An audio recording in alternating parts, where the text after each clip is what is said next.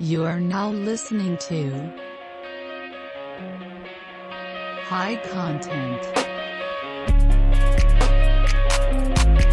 Hello, welcome to High Content. I'm Iraj Lopez. We got a very special episode for you guys today. We got Abdullah Saeed, TV producer, host, writer, and actor on the podcast. You've read his column, Weedicate, and you've definitely seen his series, Bon Appetit, and his show he's done on Viceland, Vice Does America.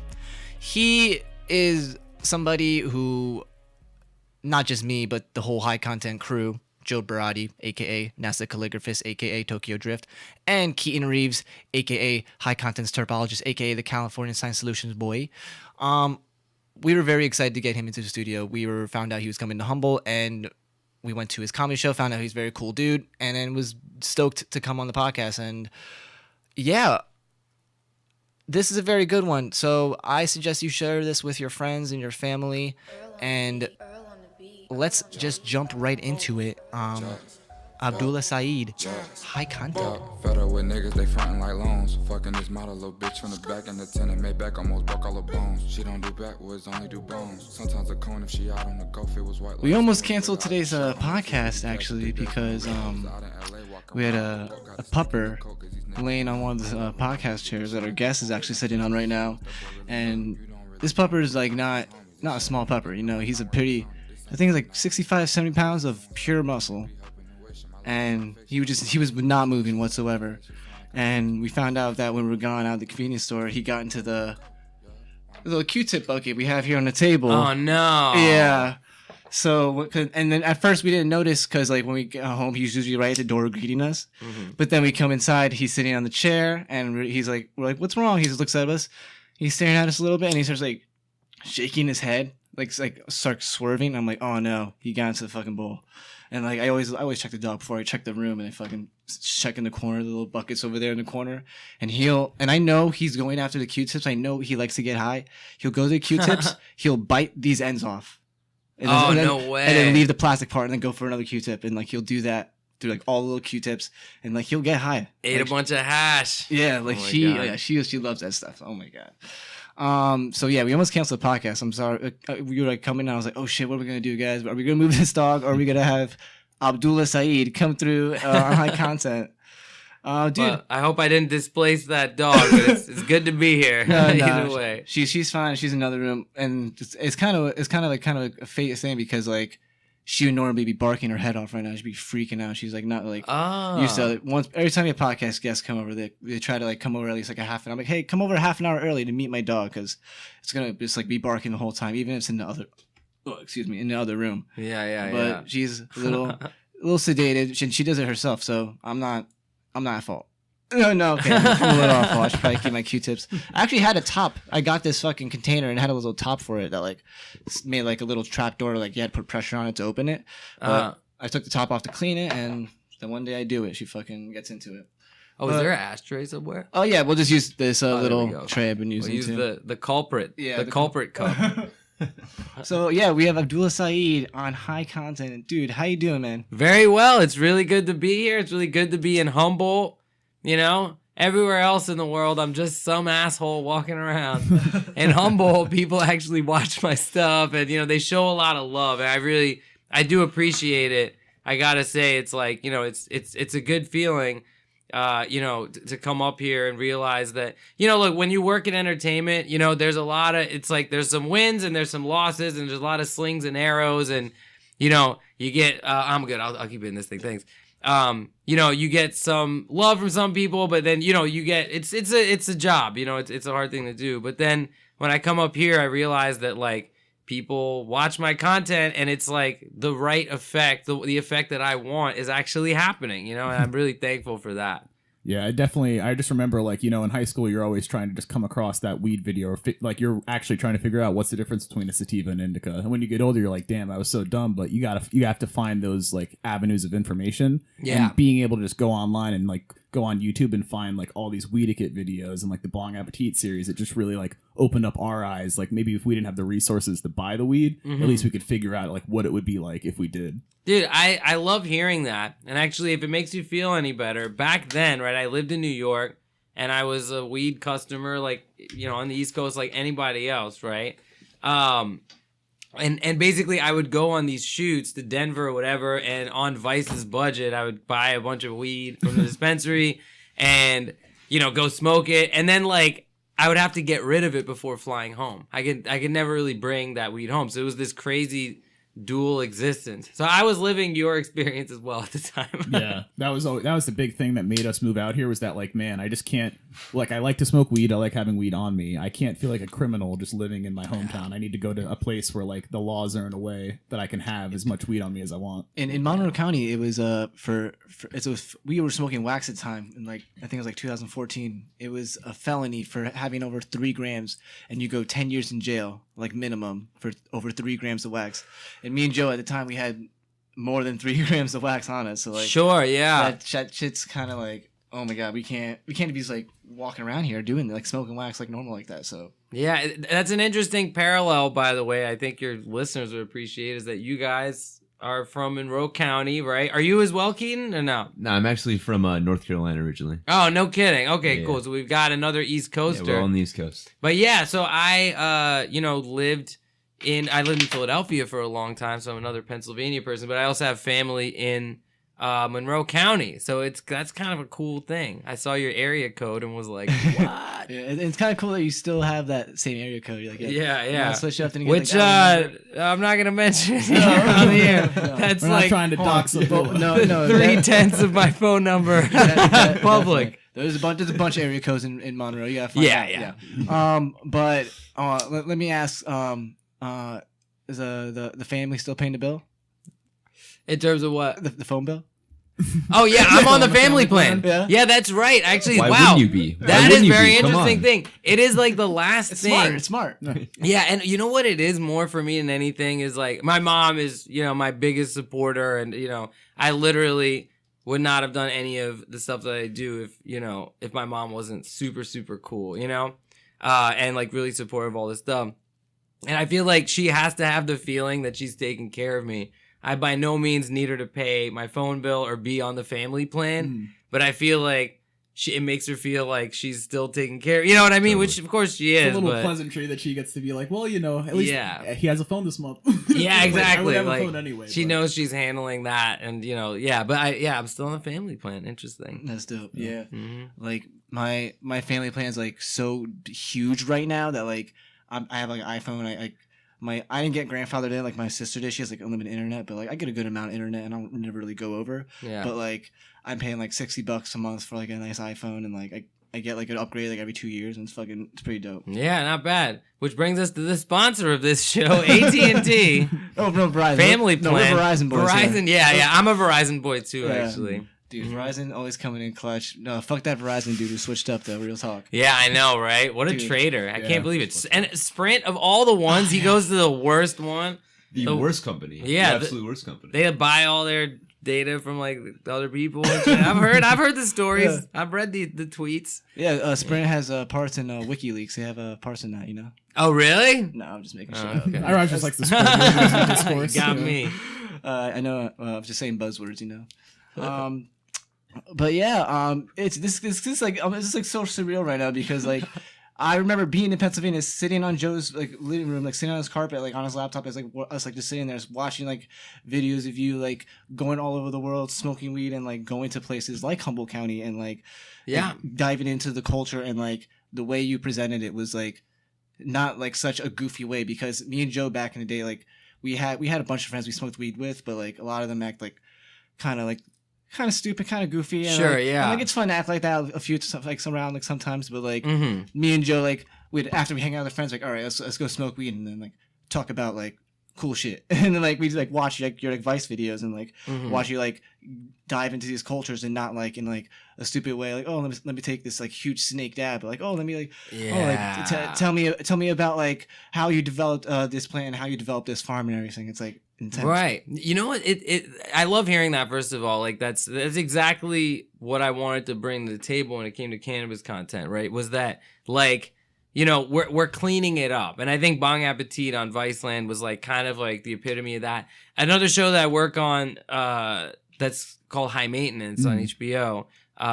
which just got renewed for its 4th season. And that to me is the most calibrated, the most like the best expression of what cannabis people are like. It's like, this perfect format that shows you all different types of people using cannabis. And it was really important to me to, put that image forward. And the funny thing to me is that a lot of people still would, especially in the early Weed Kid stuff, I had very long hair and whatever. And people would be like, this guy is a bad representation of cannabis because he's such a stoner. And it was because of my voice, Mm-hmm. I think because like I sound like a stoner. I think, I can't really help it. It's just how I talk. But like another thing is the tone of voice is one thing, but like it's what you're saying to me that's more important. I think that especially after the initial Weed Kid days, the thing I was always trying to express was, that I have something to say. Like stoners all have something to say. They have something smart to say, something insightful to say. The stereotypes about stoners being lazy or stupid or slow or whatever, it's actually alcohol that does all those things to people, Well, that's what I really liked. Like Iraj said, like a lot of different content seemed like it really put a Cheech and Chong filter over a lot of they wanted to relate. They wanted to have those dumb stoner jokes of, whoa, I'm so like faded out that I don't know what I'm doing. But yours kind of came to it with more like an informative journalism approach. Right. And I kind of like, I'd have to credit with Vice and Weedakit and Bong Appetit for like kind of popularizing YouTube content when it comes to weed, because nowadays you have like Leafly and all these people putting out much more like puff pieces as opposed to informative things. And the actors or like hosts in the videos are people basically just hitting it, being like, this tastes great, get me high, go buy it. Yeah. And there's like not a lot of substance. So I kind of miss those old days of being able to find a good video that was actually informative. Totally, man. I feel you. It's interesting because like I've done my share of stuff that you could call like goofy stoner stuff. I did the Smokables series, which was like smoking out of different fruits or whatever it might be. But yeah, it's and that stuff is fun to me as well because it's like it pokes a little bit of like it sort of highlights like the fun side of smoking. Yeah, it actually is a really fun activity. Yeah, exactly. But it is like moving past that point, I definitely realized that at times I contributed to some of the more like stonery tropes of stuff. Frankly, as long as I had short hair while I was doing it, it just felt less stonery somehow. You know what I mean? It didn't feel like you were like making it that bad or making that bad of an image. Yeah, but right. I like something I thought about is that like when you kind of were doing it, I would say there wasn't as much of a saturation as there is right now, or as many people hopping on it. It might be with the resource that weed is becoming more like recreational across the country, so like people can actually go out and buy it. Yeah, and do these little like challenges of how to smoke out of 10 different kinds of fruits. Oh yeah, but it just seems like nowadays it's like much more of not a cash grab, but just like a content grab. Where before it was like something to do, because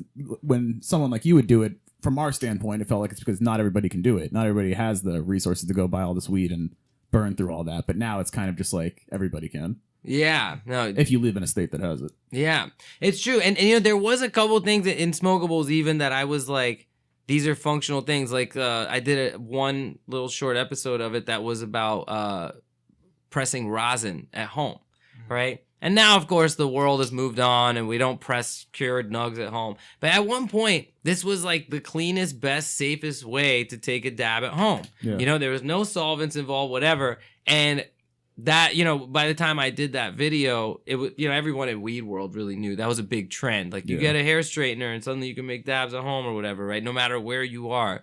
But, like I definitely informed a lot of new people about it, and I feel good about that because it's like, it was like kind of a dangerous thing. People were open blasting at one time. In the first Weedakit video ever, I'm filming a guy open blasting like just behind a fucking weed shop in Denver, and that's how they did it back then. Hey, when you feel like you're experienced, you feel like nothing can that you're just doing it safely, but all it takes is that one mess up. But I even agree like with the pushing out like rosin with a straightener, like there is definitely a learning curve when it comes to weed. You're not just going to jump from smoking mids in your garage to having like the cleanest live resin with all these like diamonds. So you definitely have to graduate to it. And like there is a point where you think that smashing your buds up with the straightener, like you think that's great because at that point in time it's the only way you can get like some kind of way to dab or some kind of rosin. So I feel like it is important to have those different stages. But I just feel like nowadays it's kind of just like you said, we almost come at it from a pretentious standpoint where it's like, well, I already know how to do this, or like that's already been learned. Yeah, that has been especially in the beginning of my career doing cannabis media, there was always this thing, where cannabis people were like, okay, regular people were like, oh, fascinated by this. Look, this is a weed guy telling us weed things. Weed people were like, fuck this guy. Who is this guy? I don't know him, and he's not a real stoner. That was a thing that was said a lot, and I always felt like there's like just a teensy bit of racism in that. You know what I mean? Which to me is crazy. Like, cannabis came from where our ancestors came from in a lot of ways. Like South and Central Asia and like the Middle East. And it was like it was this thing. People were like, this guy's a bad stereotype. This guy's a noob. He doesn't really know cannabis stuff or whatever else. And I noticed a distinct turn in that at one point. It was when everyone who was a black market person who, only went by their first name or whatever, realized that legalization was a real thing and it was like really happening. And suddenly everybody was like, thanks for what you did for the culture, bro. You know what I mean? Yeah, thanks for hopping on. But yeah, exactly. And you always roll with that kind of stuff, but I learned early on that, you can't be swayed one way or another by what the audience is saying, whether it's like positive or negative, because the reason I'm doing everything is because I fucking love weed deep down, and I feel like it's like a human right for someone to have a communion or a relationship with the plant, And that supersedes everything else to me. Yeah, I would almost say that having you as the personality, like not to toot your own horn, but someone who's involved in the weed, someone who cares about weed in general, as opposed to just someone who was hired to host the show, helps a lot, because it's like you're going out there because you want to learn or you want to find out the laws, not just because Vice was like, we need a reporter out there right now. Well, and that's why I feel like when you come to Humboldt County, you have that feeling where it's like you feel so like it's like people here are so receptive to you because you have that kind of vibe to you, and because of the content that you push, it's like completely different than what we're used to in like stoner media. That's awesome to hear, man. It's so true, Keaton, like that in weed content, right? What you mostly see, and my biggest complaint about it, like just in general, is that everyone thinks that showing weed and showing people smoking weed and then asking them what they think of it is enough for the content. That is so far from enough for the content. Everyone's like, how many times have I heard someone say, oh, we're having a weed event, so we're going to have someone walk around and film and ask people how they like the weed. And I'm like, A, have you ever filmed at a fucking party? It's a goddamn nightmare. The DJ in the background. Yeah, right? Let alone a weed party. And secondly, like, that's boring. Like, that's just fucking boring. A lot of people thought, oh, weed is so visual. Weed is so visual. It's beautiful. Believe me, I know the beauties of weed, but to see it, in frame constantly, it's just green, green, green, green, green. You're just saying the same thing again and again. And a lot of people, make stuff without like mixing it up or saying what's truly interesting about, what's the unique approach here? You know what I mean? And I still hope to see cannabis media that will take that on, because frankly, I really don't. I mean, the only two shows I think do a good job of that, are okay. Like, obviously, I think my own work does a good job of that. That's what I'm trying to do. And then High Maintenance, which I've worked on, but it's, Ben and Katya's thing from way back. And it's like, I still think there's been so many weed shows. There's been so much weed content. Speaking of which, I'll plug my podcast here, but I do a show with David Bienenstock called Great Moments in Weed History. And we're about to do a second season as well. That's coming back this year. Nice. Yeah, man. And that's like, to us, again, that's a history show. You know what I mean? Like, there's a reason to be listening to it. It's not just talking about like what a strain tastes like or whatever. It's like, we're telling you a story. Like, Fela Kuti started his own country within Nigeria, where weed was legal, and he was under siege and, stood opposed to the fucking Nigerian military. That's crazy. That's weed history. Like, that's something that's really happened, And I think now I'm moving into a phase of my career with weed stuff where I'm like, okay, like, I want to tell those stories and show people the depth, of cannabis. Yeah, that's one of the big reasons why I started this podcast, because I wanted to in Humboldt County. There's not really that like weed related like media source that's like not all goofy and like Joe said, ching chong feel filtered. Like so like I was like I want to do like a weed show where like I bring on weed entrepreneurs or people who are in the cannabis industry, or like just like. Or just like how we started off like interviewing comedians and like musicians, and like just like getting their perspective. And like in the beginning, yes, we did like a couple of cheesy stuff like like questions on weed and like dumb stuff like that. But like just like we graduated towards more like now we're like almost at episode 80 something. Nice. And when we interview when we interviewed Malpal from Queen, she makes like CBD creams and whatnot. She like we were like super interested in like what she had to do, because like she made a product that like actually like, helped people, and like what you do is actually like helping people, not like just like making mindless entertainment, you know? Right. I hope so. I hope it helps people in the end. I mean, there's definitely, you want the stuff to be engaging and everything so people will watch it. But yeah, like it should have some sort of mission in it. You know what occurs to me is that like I've covered a lot of different stuff in my life, or like made articles or docs about various things, but like really, you know, the thing I always say is that I would lose inspiration. Like I wrote about electronic music for a long time. I love electronic music. I grew up on Aphex Twin and Square Pusher and that kind of stuff, and you know, I loved writing about it, but at some point I was burnt out on it. And I feel like I was looking around being like, what inspires me? What inspires me? And I was holding a joint in my hand the whole time.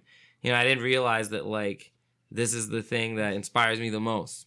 You know what I mean? Mm-hmm. Yeah. Do you fear that, like, since you like weed a lot, and like, do you ever fear that like making your career surrounded by weed would ever like distaste? Like, do you ever see it at one point in your career be like, you know what, fuck weed? Right. That's a good question. You know, like when I first started doing it, when I like first started doing the Weed Kit column, which is when I was essentially like public about being a weed person, I knew that I was placing a bet, you know? And that bet actually at the time was that weed will be federally legalized within 4 or 5 years. This won't be a worry for you. Yeah, definitely. You know, because it's like it can be hard. Like now it's like I don't know exactly if there's places where I probably can't go because, you know, the content is, you know, like incriminating in some way or whatever.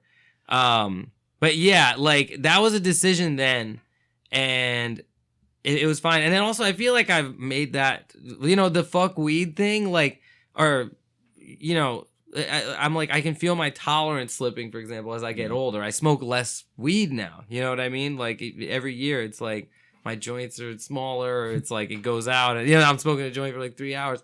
And that's enough for me, which is okay. But it, you know, like I wouldn't be able to do stuff like Bong Appetit in 5 years. You know what I mean? Just from my personal like body tolerance. You know what I mean? Mm-hmm. Like I can't be like a 40-year-old dude eating like, you know, thousands of milligrams of edibles. Not that there's anything wrong with that if there's somebody in the world that does that thing. But, you know, like my endeavor now is to make scripted stuff, you know, to make, I sort of got my start with that, or with that experience with High Maintenance.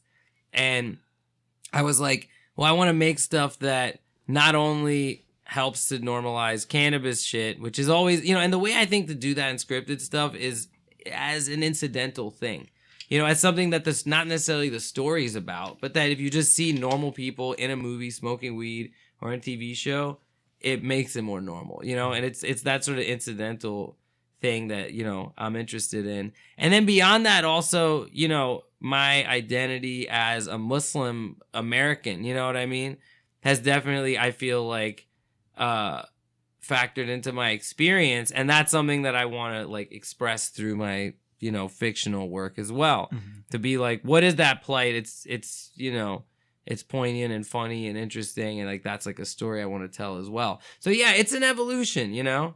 I started off in like, you know, doing food and music stuff, and then did weed stuff for a while, and I'll always kind of do weed stuff, but yeah, it always changes, you know. Kind of bringing it back to more sketch-based comedy, because now that you've been working on High Maintenance for a while and it just got renewed, when you see something like, I'll just bring up like Disjointed on Netflix. I was literally just because when someone like or I guess maybe just us, we might be jaded, but when we see something like that, we really don't see it as a good representation of anything food. We see it to be really the lowest hanging fruit possible. Oh, yeah. Just really bad. But then a lot of It people... sucks too. I love Betsy Sidaro, and I love... no like shade to the actors or like any of that. It's just Sure, mainly yeah. how it was... They didn't write that. Yeah, it's mainly the atrocity. written and like how it was shot and what they chose. Get your bag, girl. Exactly. But a lot of people in America do watch that and be like, oh, like, this is a good way to connect weed, like, to the masses, and it's really not. So I just feel like when you see that, are you like kind of happy that weed has gotten to a point where we can have a shitty sitcom on Netflix about it? I think that's a win. I think that seeing people's reactions to it is a win. I think that the fact that Kathy Bates is somebody that, say like this huge demographic of Americans that will never be reached by us sitting here, right? They think Kathy Bates is great and they think she's really cool. And for her to be playing this very noble sort of cannabis entrepreneur who, as unentertaining as that show is, in my opinion or in our opinion, sitting here, it had this actress, right, who is like widely respected as like a good, like, as a morally good... A household name. Yeah, a household name. And she often plays like a morally... correct, even like it makes me think of her in Titanic, right? When she's like, she's on the rescue boat and she's like, we have to go help those people, and they're like, no, we're not going. It's like, you can go yourself if you want. And she's like, what kind of human beings are you? Kathy Bates is a moral, cut to Disjointed. Yeah, right. And then suddenly, you have the same actress like playing someone in Disjointed who's indignant about having a cannabis shop and like, despite all the stoner stereotypes about that show, I think that fundamentally it was a win for cannabis. Yep. You know what I mean? Chuck Lorre, the guy who makes 2.5 Men. I mean, the standard, like visibility of cannabis in every show has been that it's a terrible drug. Do you remember Seventh Heaven?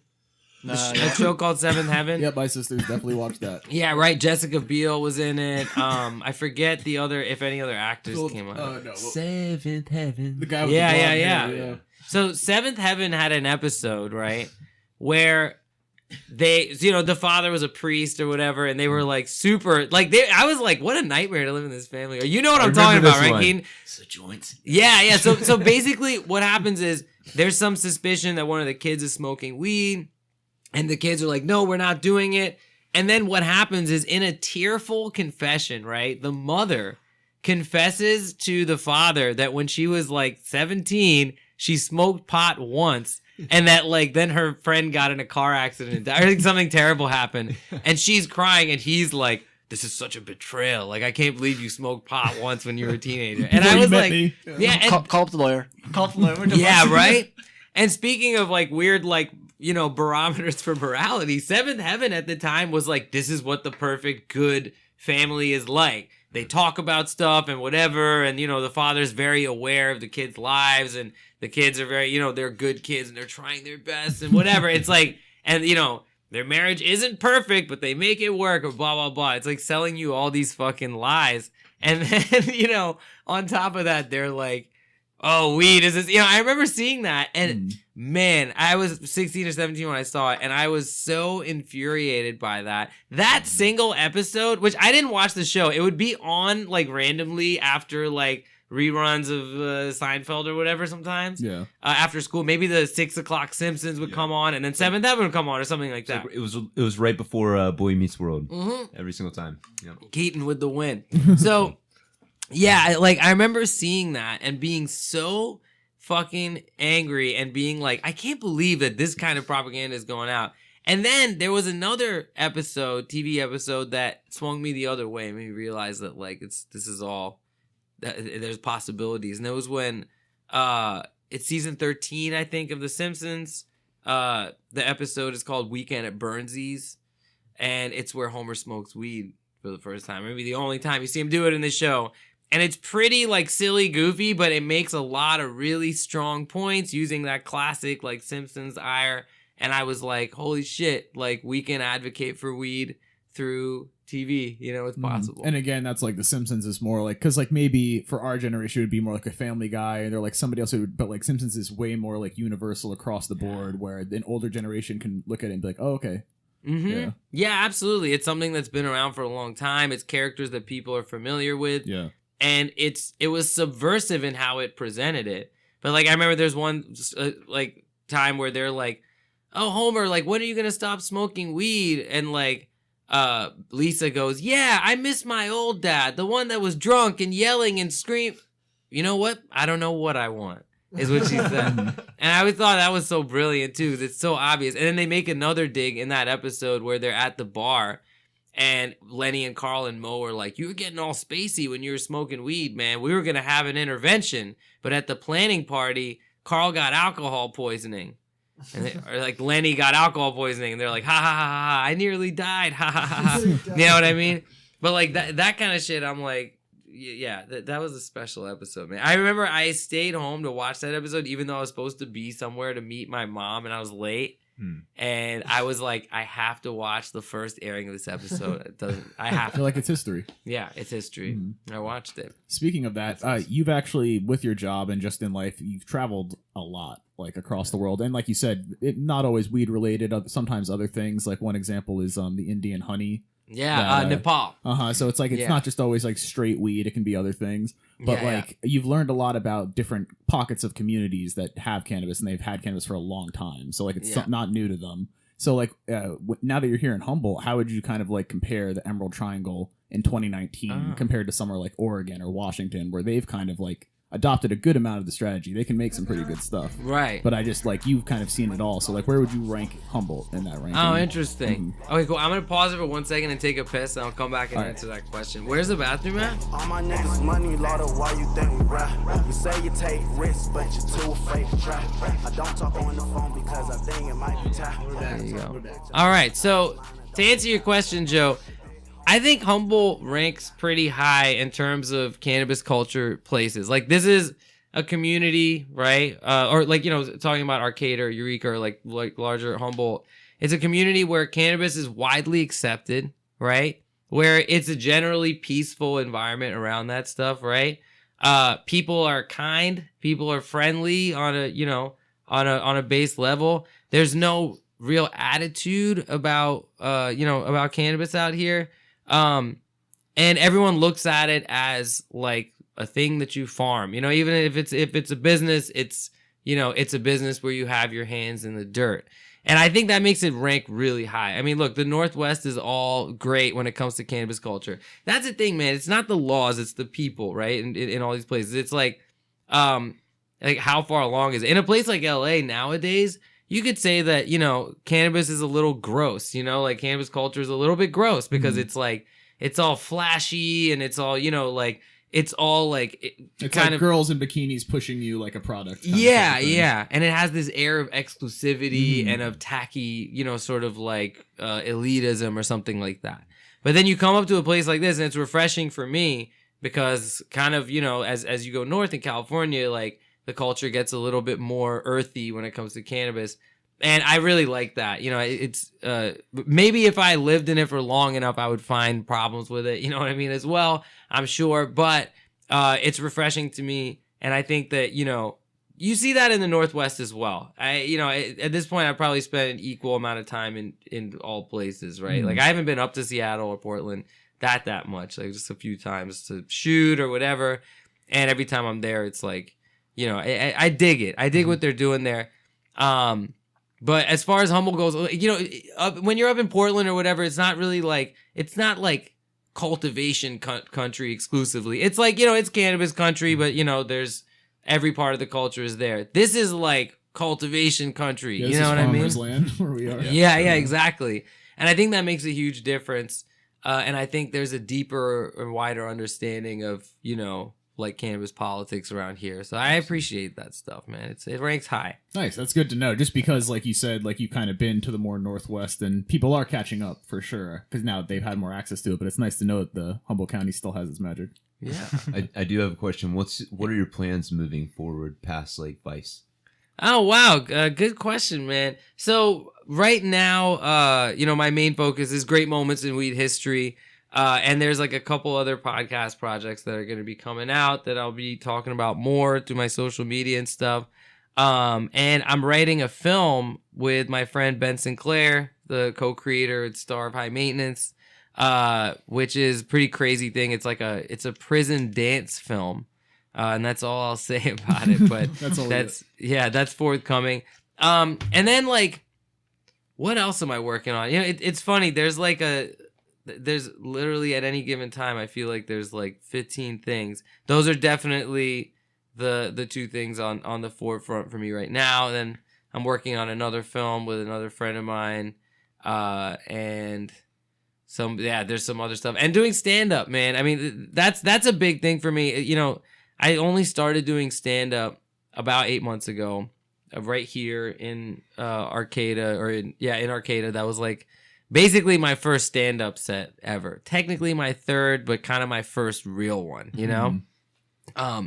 And that like, I kind of caught the bug a little bit. You know what I mean? I was like, ooh, like this is addictive. Having a good set is very addictive. I've had a handful. I've had all pretty decent sets. I'm thankful. I'm moderately funny. I don't think I'm as funny as I could be, or as funny as a lot of people that I see are. Like I'm right now. I'm on tour with these two guys, with Doug and Johnny Pemberton, and it's like, it's interesting to see. It's like after you do this shit for a while, you can figure out like how funny you are, and you can really express that. That's amazing to me, man. I've always been told I'm a funny person, but it wasn't like calibrated, And looking back at like Bon Appetit or even that stuff, like I think I throw out pretty decent one-liners in that, and it's like I am a generally funny presence. But I could have been a lot funnier if I understood my own sense of humor better, and there's no better way to do that than to do stand-up. And yeah, man, like I'm just gonna keep doing that for a little bit. It kind of came out of nowhere. It was like one of those things that I was like, I by no means like need to do this for whatever, my career, but it's gonna be good for everything else I do. In that, yeah, man, it's like therapy, I guess. It's like doing therapy on stage. Yeah, it was nice seeing your set. You'll be performing again tonight in Eureka. This podcast won't be up by then, but right. a lot of people definitely came by the other night. Plug past events. Yeah, right? Plugging past events. Events from the past. Well, where can people find you at? What's your social medias? So yeah, I'm at I'm Your Kid. IMYOURKID. I'm Your Kid on everything pretty much. On Instagram and Twitter. And can you explain the social media name? I'm Your Kid.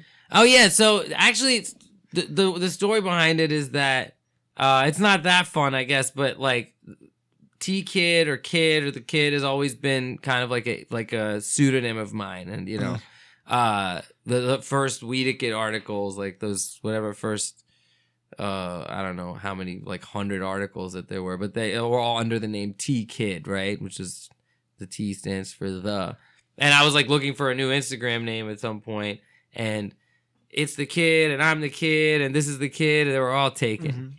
So I put I'm Your Kid.